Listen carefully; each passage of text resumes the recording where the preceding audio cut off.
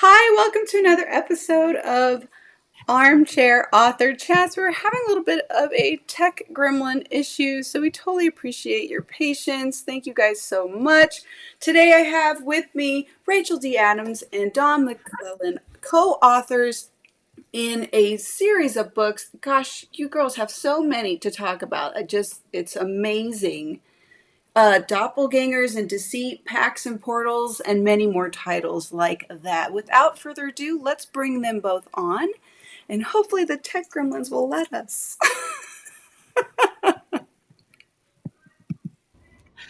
Hi, Dawn. How are you? I'm doing good. How are you?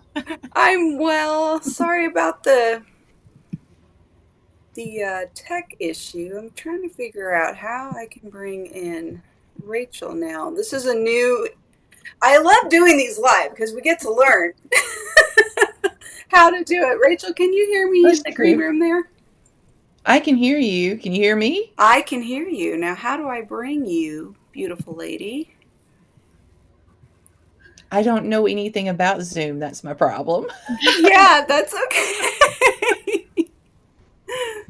I'm certain I can. Oh, you know what I think I can do here.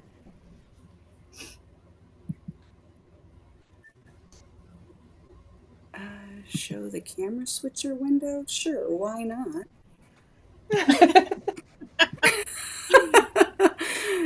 This will be the comedic portion of the show. Oh, absolutely. It's all right. How many authors does it take to get a live stream going? Well, this is the first time testing this, so this is actually kind of fun. Let's see. Trust me, we got all the patience in the world. We're good. Yeah. Oh, yeah. And it's great because I can see you, Dawn, in the Zoom section, and I can see Rachel. And then on our stream, I don't think we can. We can only see Dawn and myself. So... Yeah, I'm still like in the little bitty window from what I can see. Oh, hold on. I think I found you. Oh, snap. There we are. Wait, I just see me, so I don't know. I see me and I see you, Rita. I don't see Rachel. Oh, you don't I see all three of us. So I got lucky. We're good. We're good. Well, can everyone else see us?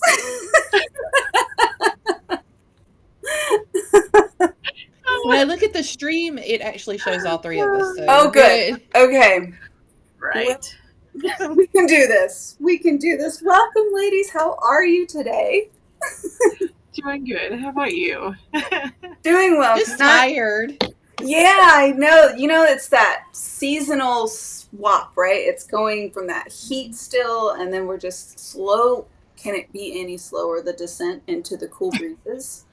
Well, I live in South Texas, so it's still hot and hotter. So, you know. I feel your pain there. Thank you, dear. He said, we got an approval. He said we're all up on there. Yay! Thanks, Abby. Okay, so let's start with a little bit of a backstory. You girls have been writing for a long time together, and it was, I believe I read, nearly 20 years, over 20 years. It's been over 20 years. Around 20 years. Over 20 years, yeah. Since about 97, 96, 97, yeah. And when you started writing together, what took you from the point of just, thinking up stories and writing them together to, you know what, we should publish these? That was our husbands. Oh, I love that! Supportive spouses. Whoop, whoop. We've both also been married a very long time, so they know us very well. Well, that's good, though, because otherwise, you may have never gotten them on the shelf. They're amazing. You have amazing stories to tell. Yeah, we were actually in a Barnes & Noble, and that's when James was, I thought that he was mad at me because I was taking so much time doing writing and stuff. And so we had gone out on a date, so to speak. And so he's like, and so I asked him about it. He's like, it's not that you're writing a lot, taking time away from me, or so to speak, which is what a lot of people go through. Mm-hmm. But what makes me mad is the fact that we're in a Barnes and Noble and I don't see your book. Oh, So nice. that was the kicker. What a great motivating statement.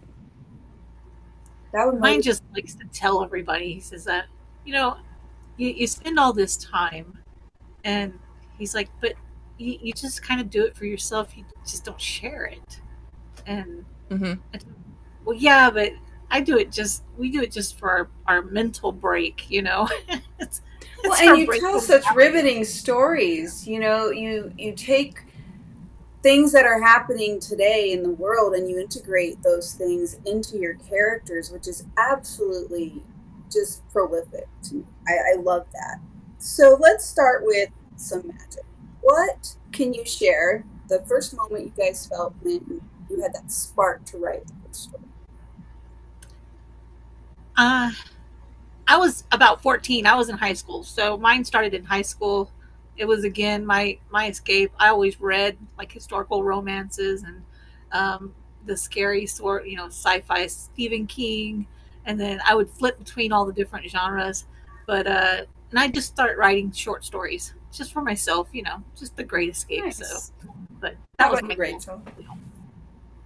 Same. I think I was 11 when I got my first typewriter. My parents knew that I loved to write, and I had notebooks upon notebooks of little stories or starter stories, and so that's where it came from. I was an only child, so I didn't have a lot of friends up until that age, so I kind of entertained myself with that kind of stuff. And then I got into the library, and again, we have that in common. Like, I was reading Stephen King at age 12, 13, 14, and historical romances and anything that I could get my hands on that was sci-fi, and Rice was another favorite.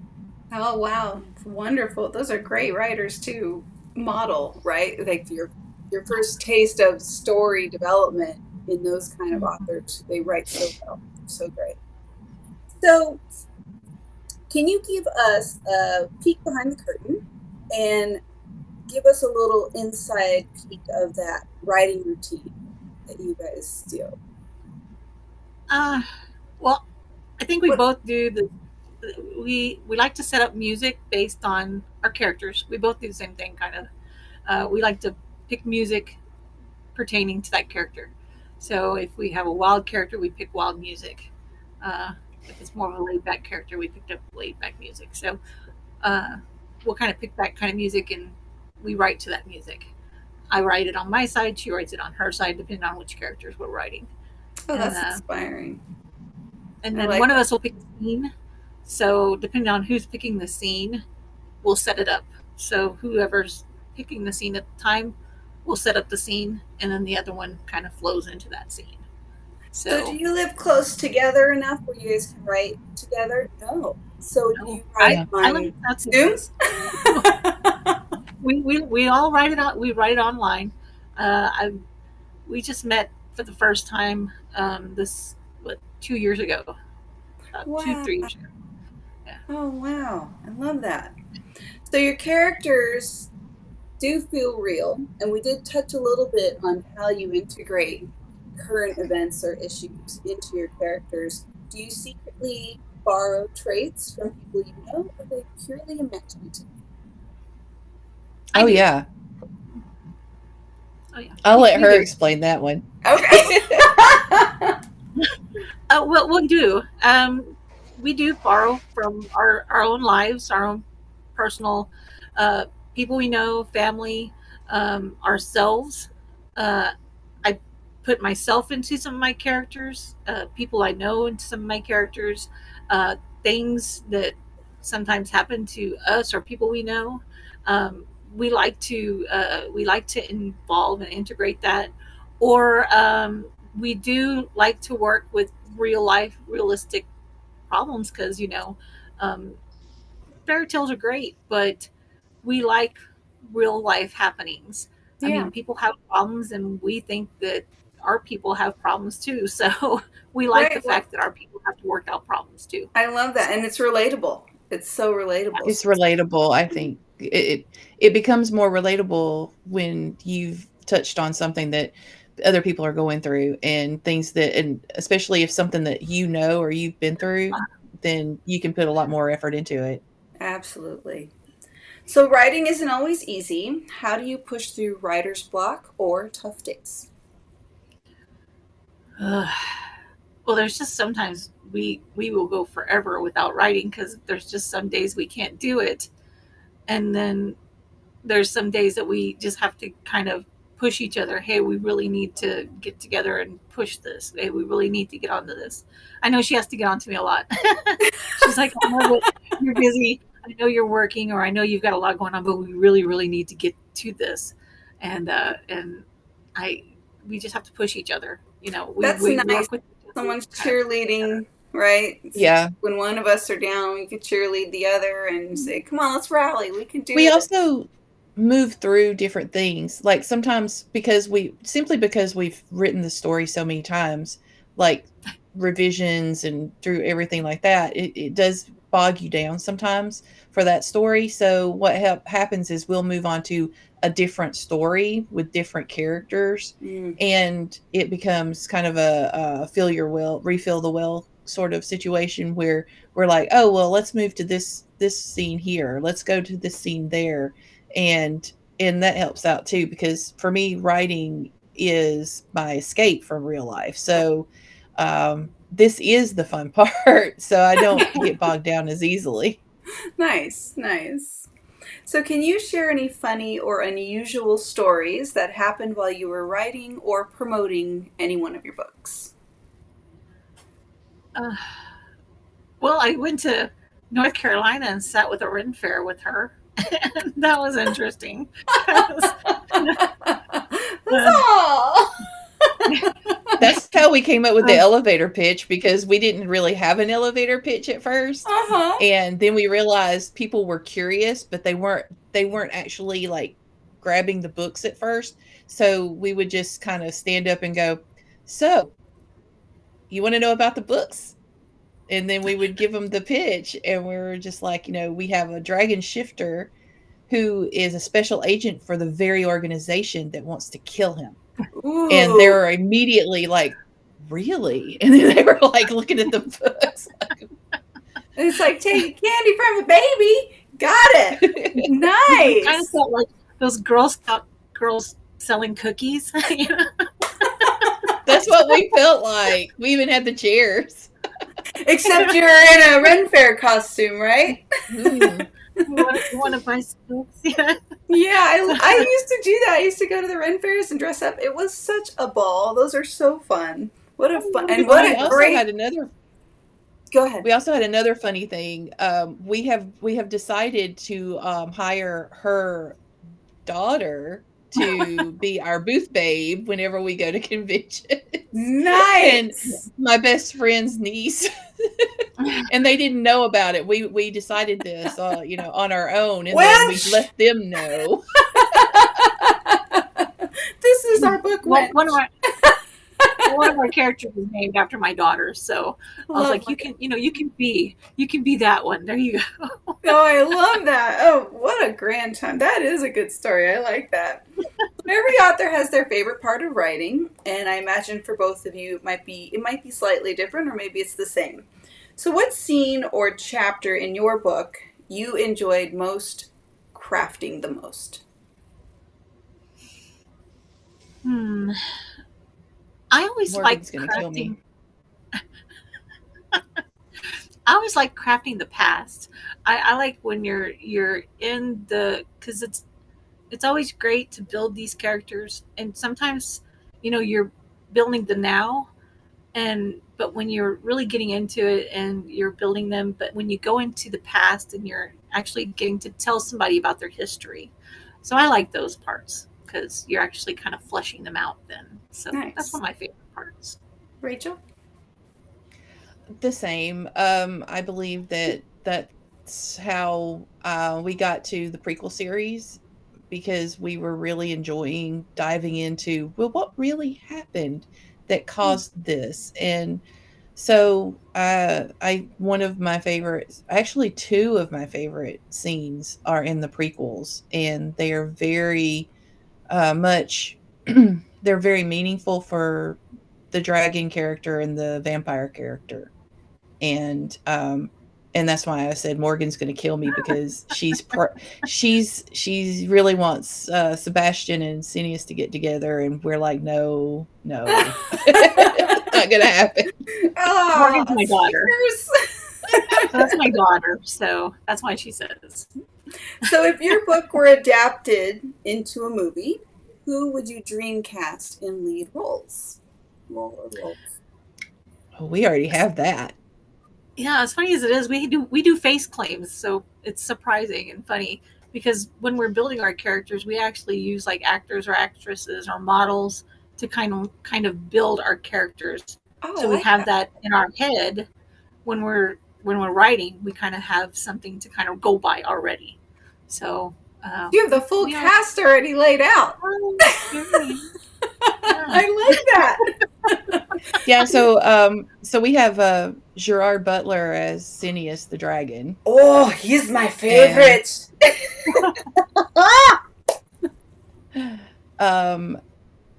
John Rhys Meyers for Sebastian, and Christian Bale as Gabriel. Ooh. And Anson Mount as Ezekiel. Oh, wow. Anybody else you can think of to mention? Not off the top of my head, because those are the main ones. Oh, well, let's see. Like Ava, I've gone through several actresses for Ava. The closest I can come to her would be Rihanna. But even so, there's still some differences. So she's kind of a mixture of different characters. This will be a different face claims. Oh my goodness. So balance is key. How do you juggle writing with other responsibilities or interests? Well, I had a full-time job for a long time, so because I'm a nurse on the side, and then I do this, so I would come home, and this was my weekend deal, or late in the evening. So this was kind of my wind down. Oh, okay, nice. That's how I would balance it. Okay. So that's how I would do it too. Yeah. So when I did have a full block scheduling, you go by block scheduling or time blocking. Don't even know what the words are. Color blocking and schedules, or you just know, hey, this is my wind down time. This is when I'm ready. Well, I usually just, because we have like chat messengers and stuff. So because my schedule's kind of crazy, I yo-yo when I'm on and when I'm not, or when I have the time and when I don't. So I can't really set certain times when I can be on to write. So I just have to kind of message her, hey, look, I'm free at this time or this day, or hey, I'll have, and as long as nothing crazy comes up to kill that day for me, I'm good. There's also tagging. We've done tagging before and still do. If there's times when we know that our schedules aren't going to mesh, then I'll write my part and tag her, and then she'll come in and write her part, tag me. So that's how we've been able to do it all these years. Oh, that's brilliant. So one last question. I thought it'd be fun. What is your favorite snack or drink while you're ready? While I'm reading and writing, I usually have coffee near me at all times. I'm a coffee nut. So same. There's not any one food though. Coffee and jerky. Ooh. Oh, she gets good jerky. Do you make it yourself? I do make some jerky myself. I do a lot of stuff myself, so. Yeah. One time I made it by myself, and it wasn't that hard per se, but it did take a long time. Maybe. No, I love that. I love that. Well, ladies, thank you so much for being here. Would you like to leave our audience with details on how and where they could buy your books and where to find you? Now that would be Rachel. I'm the designated front person here. Okay. So racheldadams.com is my website, and you can pretty much navigate my website to find everything. But I'm really active on Facebook and Instagram. I'm also a author tuber, so I do run sprints and do stuff like that. So you can look me up at Rachel D. Adams on YouTube. Wonderful. And all the links are going to be in the description box below and in the show notes on the podcast. Thank you, ladies, so much for being here. I appreciate you and your patience with the tech gremlins. Good luck. Bye. Thank you for being here. Thank you.